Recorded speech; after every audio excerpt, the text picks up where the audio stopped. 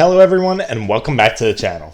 And we are now in the home stretch of this election season. There's less than 1 week until the midterm elections, and so I'm going to be doing my final House of Representatives prediction right now.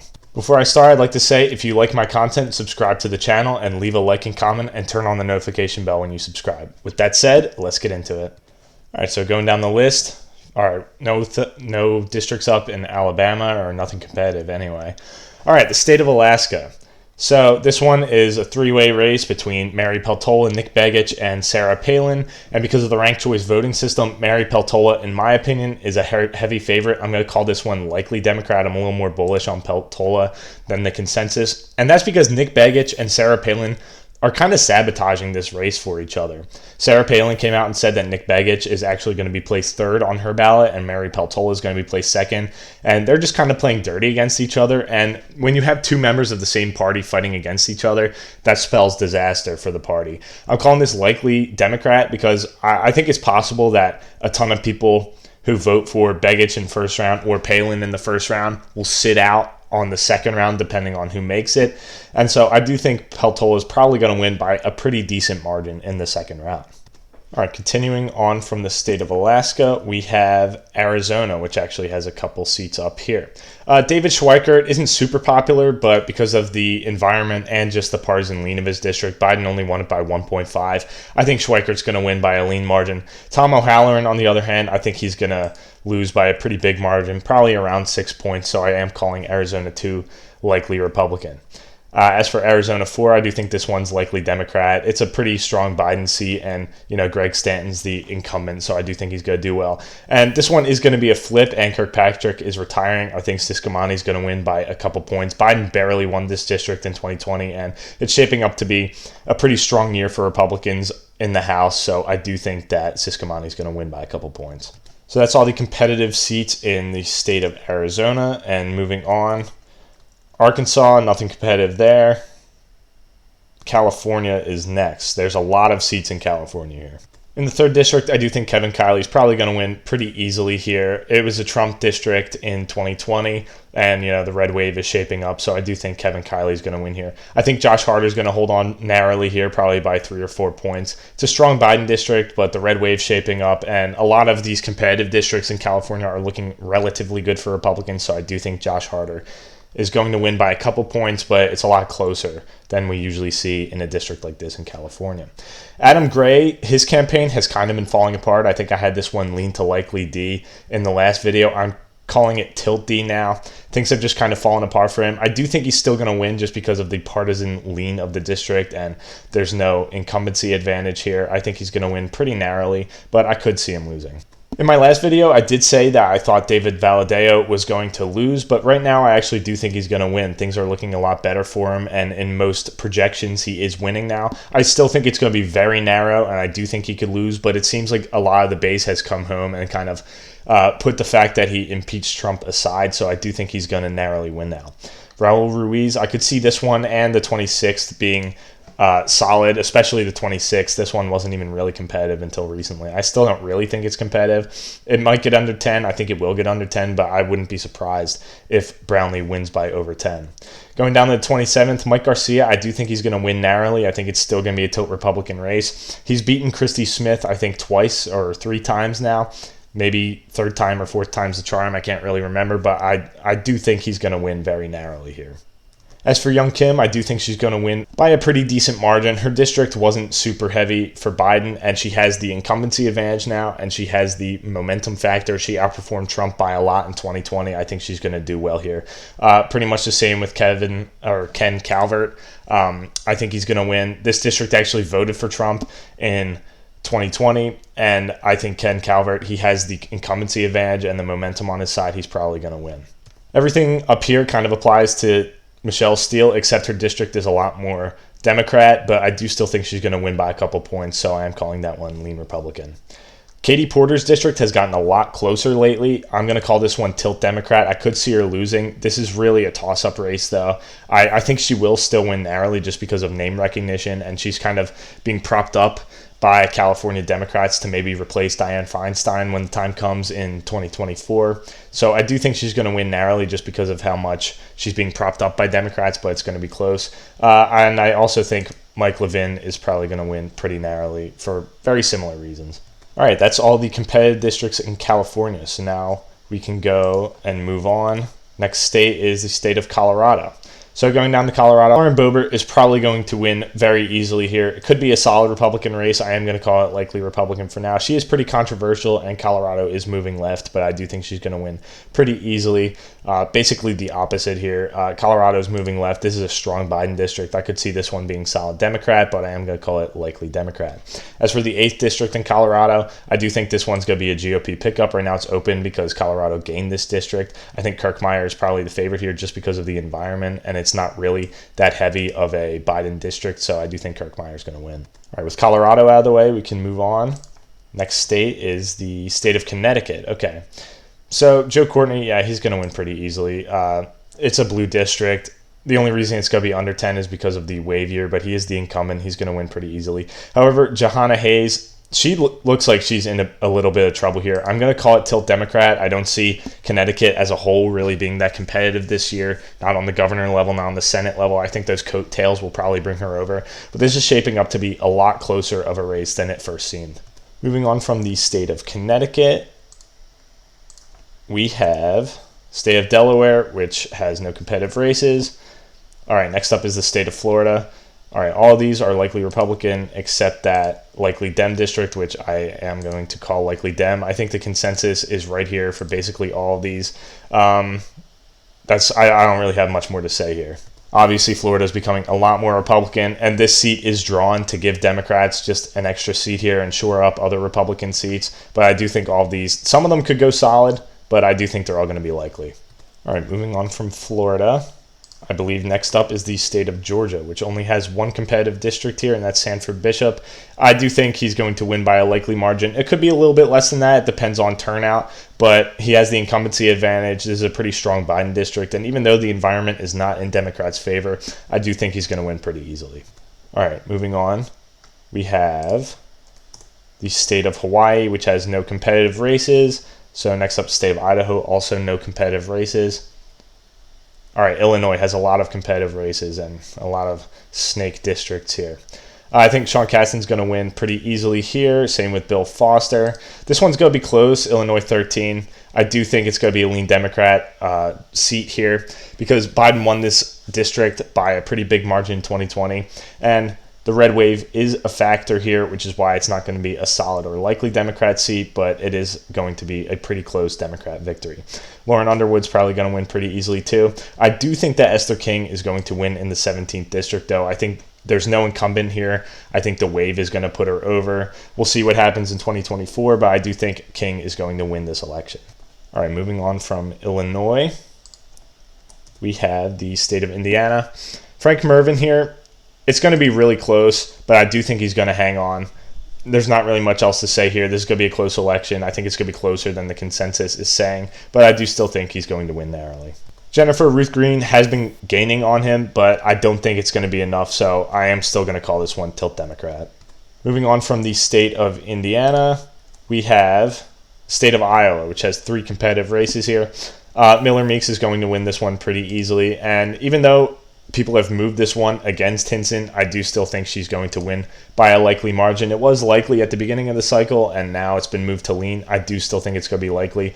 It's a relatively strong Trump district. It's stronger than Miller Meeks' district, and so I do think she's going to win by a likely margin, especially if Miller Meeks wins by a likely margin. I just don't see her really doing that much worse in a district that was kind of better for Trump than the first district. In the 3rd district, I do think Sidney Axne is going to go down. I thought this one moved against none because polling wasn't doing that great. But of course, there's always huge polling misses in Iowa. People thought Trump was going to win it by 1 or 2, or even that Biden was going to win it, and then Trump won it by 8 in 2020.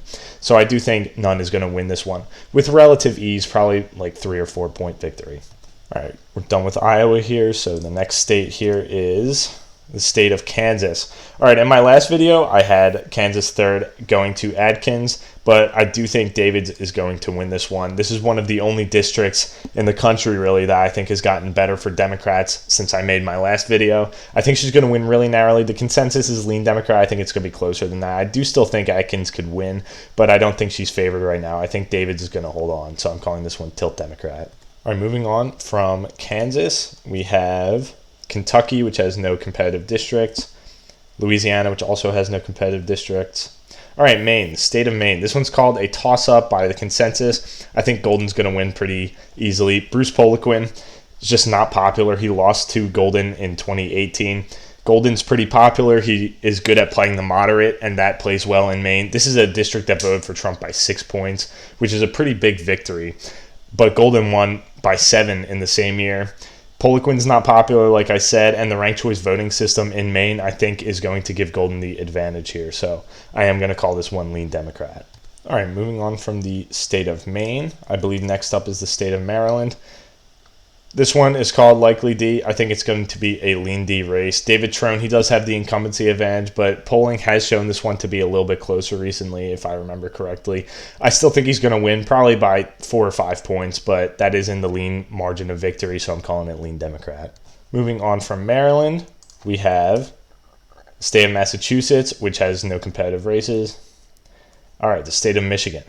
Peter Meyer was defeated in his primary. A lot of people think that totally screwed Republicans' chances here. I do think John Gibbs is still going to win here. The turnout in the primary was just a lot better for Republicans here. So I do think that Gibbs is going to win. I also think that Tom Barrett is going to beat Alyssa Slotkin. Things have just gotten worse for her. It's a very narrow Biden victory district, only 0.9 percentage points. The red wave has been building up throughout the month of October, and I do think Tom Barrett is now the favorite. Dan Kildee, however, I do think is going to narrowly hang on. Again, this is another narrow Biden victory here, but it's bigger than the 7th district. Kildee has the incumbency advantage. I do think he's going to hang on here. And I do think James is going to win here. It could be by a likely margin. I'm just going to call it lean, though. All right, moving on from Michigan, we have, I believe, the state of Minnesota. Yep. All right, Brad Finstad. This was a closer election than expected back over the summer. Brad Finstad won a special election to fill this seat, and it was supposed to be kind of a blowout, but he ended up winning relatively narrowly. And the thing is that over the summer, Republicans just didn't do that well in special elections, and they were not doing well in the polling then either. But the polling has come around for them. I think this district's going to come around for Finstad. He is now the incumbent and has the incumbent advantage. And it's now November. It's not a low turnout special election. It's probably going to be a relatively high turnout midterm year. And so I do think Finstad's probably going to win by a likely margin. It could be a solid margin, but right now I'm calling it likely. And Angie Craig, she had a really big blunder in the debate. She said she put companies first and her constituent second. And I don't know how much that's actually going to affect her, but polling has also shown her in a very close race. Just because of the wave, I do think that Angie Craig is going to lose very narrowly here, so I'm calling it tilt Republican. All right, moving on from the state of Minnesota, we have state of Mississippi with no competitive districts. Same with Missouri. All right, Montana. This one doesn't really have any competitive districts because I think the first district is going to be solid Republican. Only in this year, really, because it's a red wave midterm year, and this is a pretty strong Trump district, 7.1% victory. I do think because it's a midterm year. And Ryan Zinke, even though he's not the incumbent, he was the congressman for Montana before he served in the Trump administration, so he does have the name recognition here. I think he has de facto incumbency advantage. I think this one, at least in 2022, is going to be a solid Republican race. It could get closer in like a blue wave year or a presidential year, but for this one, I think Zinke's going to win it pretty easily. All right, moving on from Montana, we have Nebraska. All right, so Don Bacon's pretty popular here, and his district did get redder, and he usually outperforms the presidential candidate in this district, the presidential candidate most recently being Trump, of course, who lost this district by 6.4%. I think this is going to be a likely Republican district. There's the red wave year. He's popular. He's able to do well in the suburbs of Omaha. I think he's going to win pretty easily. All right, moving on from the state of Nebraska, we have the state of Nevada. Okay, so this one's interesting. I think Susie Lee is going to lose here. Polls have shown Nevada is going to be Republican this year in the governor and Senate race. And while that is still up in the air, of course, I do think that Republicans are favored in both of those races, and I think the coattails are probably going to affect Nevada. In Nevada, there was actually a gerrymander drawn here to try to make it stronger for Democrats, but it actually kind of backfired here. It's, we call that a dummy mander, and all three of these Democrats are actually in trouble now. So I do think Susie Lee is going to lose. I think Dina Titus is very narrowly going to hang on. I don't think the wave's going to be big enough to knock her off, and I think Stephen Horsford is going to hang on by a couple points too. But all of these are going to be very narrow, and this really is a map that backfired for the Democrats. This was supposed to kind of shore them up, but it's probably going to end up screwing one or two of them. But anyway, moving on from the state of Nevada, we have the state of New Hampshire. Okay, this one's also interesting. Ann Custer probably is going to win by a pretty decent margin. This is a 9-point Biden victory district, and so she's probably going to do well. She has the incumbency advantage here. But Chris Pappas, I think he is actually going to narrowly go down to Caroline Leavitt. There was a poll earlier out of the best pollster in New Hampshire that had Leavitt up 6, and I don't think she's going to win by 6, but I do think she's probably going to win. And the Senate race here is looking like it's going to be a lot closer than expected, and Don Bolduc might actually be able to pull it off, and I'll get to that in another video, hopefully later this week. But I do think Leavitt's going to narrowly win in this election, so I'm calling it tilt Republican. All right, moving on from New Hampshire, we have New Jersey. Okay, so I do think all these districts here are going to be likely Democrat. I actually think the 11th is probably going to be solid Democrat. It's a much bluer district than the rest of them. She has the incumbency advantage here, so I do think she's going to win by double digits. These two, Andy Kim and Gottheimer, are both going to win by likely margins. Their districts are both double-digit Biden victories, but just because of the national environment, I do think it's going to drop to single-digit victories, but likely margin nonetheless. In the 7th, I do think Keene is going to flip this. He's been doing well in the polls. Malinowski just isn't very popular here, and I think he's going to go down. All right, moving on from New Jersey, we have state of New Mexico. So all of these districts are competitive now. Last time, I believe the first district was not competitive. I still think it's not really that competitive, but I do think it's going to be a single-digit victory for Stansbury. Fernandez is going to win probably in the 4 to 5 point range here. It's going to be closer than it should be in the state of New Mexico, but I think there's going to be some Ronchetti coattails here. As for Harrell, I'm going to call this one lean Republican, as I have all cycle. I've known she was going to win, and now the consensus has finally caught up with me. Harrell's going to win this district pretty easily, probably by around 4 points. All right, now with New Mexico out of the way, we can move on, and the next state is the state of New York. All right, so Lee Zeldin's seat, he's running for governor. It looks like he actually kind of has a shot. I don't know how much I believe that, and I'll get to that in my final governor prediction. But his seat, I do think, is going to stay Republican. It's a Trump very, very narrow victory, not even shown here, actually. But I do think it's going to win, that Republicans are going to win this. Lalata is going to win this because of the national environment here. As for Garbarino, I do think he's going to win by a likely margin. This one's a narrow Trump victory as well, but Republicans are doing a lot better in New York this year. I think that's going to carry over to the congressional level to a certain extent, but I do think that Garbarino is going to win by a pretty decent margin here. Suozzi is retiring. Zimmerman's running in his place. I think Zimmerman's going to win by a couple points here. It's a pretty strong Biden district, but just because of the environment, I do think it's going to get closer. Similarly here, the incumbent retired, and it's a strong Biden district, but it's probably going to hold for Democrats. In the 11th, Maliotakis is running against Max Rose, who is actually the former congressman here. He lost in 2020 to Maliotakis. I think Maliotakis is going to win by a likely margin. This is a pretty strong Republican district, and the only reason it's not going to be solid Republican is because Max Rose does have the name recognition of being the congressman here for a couple years ago. But I do think Maliotakis is going to win pretty easily. Sean Patrick Maloney's seat is going to be a nail-biter. I do think he's going to narrowly hang on, though, but it's gotten a lot closer in the last month or so, and I could see it flipping. Pat Ryan is the incumbent here. I don't know why it doesn't have the asterisk here. He was elected in the special election earlier this summer. He beat Mark Molinaro in an upset. I think he's going to win again by a pretty narrow margin, but I do think he's going to win. Like I said before, Mark Molinaro lost the election to Pat Ryan, but now due to redistricting, they're in different districts. I think Molinaro is going to win this one. It's going to be narrow, but I think he's the favorite here.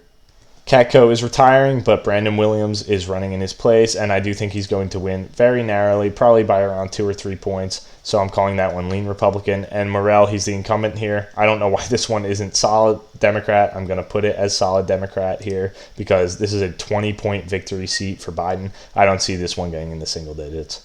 All right, that was a lot of seats out of New York, but we're done with that. Moving on, we have North Carolina. Okay, so G.K. Butterfield, I think this seat is going to be a lean Democrat seat. Butterfield is retiring, and North Carolina is a red state. It looks like it's going to be redder than usual. It went to Biden by 8.9 points, so I do think it's going to hold for Democrats, but it's going to be pretty close. The rest of these seats, I do agree with the consensus here. Bo Hines is probably going to pick up this seat, but I think Jackson's going to hold on by a likely margin. I think Manning's going to hold on by a likely margin. Moving on from the state of North Carolina, we have North Dakota, which has no competitive seats. All right, now we have Ohio here. So I think Shabbat's probably going to win pretty narrowly. This is a part of Ohio that I think is trending against Republicans, but he is the incumbent here, so I do think he's going to win very narrowly, and especially because of the environment showing a pretty big Republican victory in the popular vote. I think he's going to win, but it's going to be very narrow. Marcy Kaptur, I think she's going to win also. J.R. Majewski, he's doing fine, but Republicans have pulled a lot of their funding from him. This is a part of Ohio that is trending towards Republicans, and Trump actually won this seat, but just because of the incumbency advantage here, I do think Kaptur is going to hang on very narrowly. Anthony Gonzalez is retiring, but I do think this seat is going to hold for Republicans, so I'm calling it lean Republican. All right, moving on from the state of Ohio, we have Oklahoma, which maybe has a competitive governor's race happening, but no competitive House seats. All right, so now up is the state of Oregon. DeFazio is not running for re-election, but this seat is going to hold. It was a pretty strong Biden district just because of the environment, and there's no incumbent here. And Drazen is doing pretty well in Oregon's governor race, and there's probably not going to be a ton of coattails because a lot of that is coming from Betsy Johnson being the third party, so a lot of her voters are probably going to vote Democrat on the congressional level, but I do think there's going to be some coattails from Drazen, but not enough to flip this seat. However, I do think that this seat is going to flip. Kurt Schrader, he probably would have won the seat if he wasn't primaried out, but he got primaried by a progressive, and that's just not really the move in a red wave year, so I do think that this seat is going to flip. Oregon 6th, however, I do believe is going to hold for the Democrats very narrowly. All right, moving on from Oregon, we already see here actually that I have Republicans taking back the House, but now it's just a matter of how big their majority is. There's 17 swing districts left, so next up is the state of Pennsylvania. Brian Fitzpatrick is going to win the seat easily. He always outperforms. I think it should be solid Republican. I'm not sure why it isn't. Chrissy Houlihan is also going to hang on. It probably could be solid Democrat. I think it's probably going to drop into the high single digits, 9, maybe up to 10. We'll see. But I do think she's going to hang on pretty easily. Susan Wild, however, I do think she's going to lose. There's been a lot of ads run against her. I just don't see her holding on at this point. Cartwright does have the incumbency advantage, and Pennsylvania's 8th, but I do think he's going to lose. This is a Trump district, albeit very narrowly, but the national environment is against the Democrats. I think Cartwright's probably going to go down here. This one probably should be solid Republican, or solid Democrat, I mean. A lot of the reason that this might be close is because the Republican nominee is named Mike Doyle, and the Democratic incumbent who is retiring is named Mike Doyle, and there just might be some confusion there because a lot of people like Mike Doyle, I guess. I'll call it likely Democrat just for the meme because of Mike Doyle, but I think this probably could be a solid Democrat race. And in PA 17, Connor Lamb ran against John Fetterman in the primary for United States Senate, and ultimately he probably should have won that because it looks like Fetterman is just crashing and burning, but he didn't, and he retired from his House seat, and it looks like this one is a possible flip. I do think it's going to hold for Democrats very narrowly, though. I think DeLuzio is just going to win a very narrow race, but it is a possible flip for Republicans, and if this one does flip for Republicans, it's going to be very obvious that Lamb should not have retired and gone for the Senate. All right, with the state of Pennsylvania done, we are going to move on to Rhode Island. Now, this one's a special case. Alan Fung has a lot of crossover appeal. I've seen a lot of people supporting Governor Daniel McKee, who is the Democrat, but also supporting Alan Fung. I do think Alan Fung is narrowly going to win. He has the Fung-mentum. I think he's going to win pretty narrowly. It could be a lean Republican race at the end of the day, or Seth Magaziner could win, but I do think Alan Fung is going to win right now. All right, now with Rhode Island out of the way, let's move on to the state of South Carolina, which has no competitive districts. Next up, South Dakota, which also has no competitive districts. Now Tennessee, which doesn't really have any competitive districts. I'm not even really sure why this one moved to likely Republican. I'm keeping it as solid Republican. All right, with that district out of the way, let's move on to the state of Texas, which only has 3 competitive districts, all in the Rio Grande Valley here. So Texas is 15th. This is a new district. It's open. Or I don't think it's new, but it is open, and the consensus is that Republicans are going to win by a lean margin. I think De La Cruz is going to win by a lean margin.